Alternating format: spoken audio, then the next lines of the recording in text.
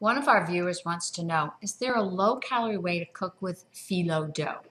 So phyllo dough is that dough that usually you buy in the grocery store that's lots of very, very thin layers.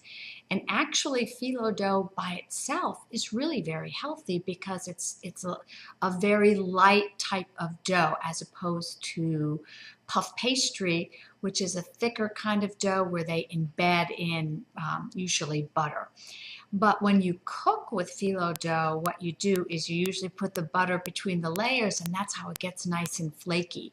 Most people know phyllo dough from Greek dishes like spanakopita, which is with spinach.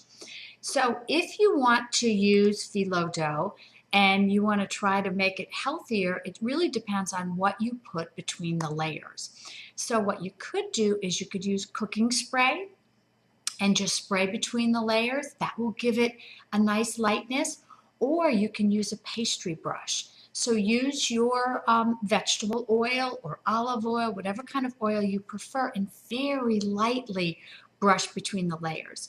So that's really the only ways to get it to become a healthier type of pastry.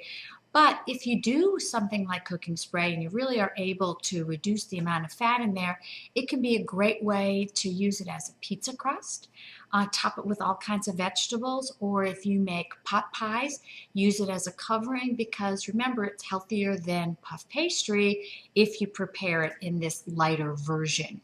So anything that calls for puff pastry or any kind of dough, you can use phyllo dough as an alternative and try it with the cooking spray. I bet you it turns out nice and light and tastes delicious.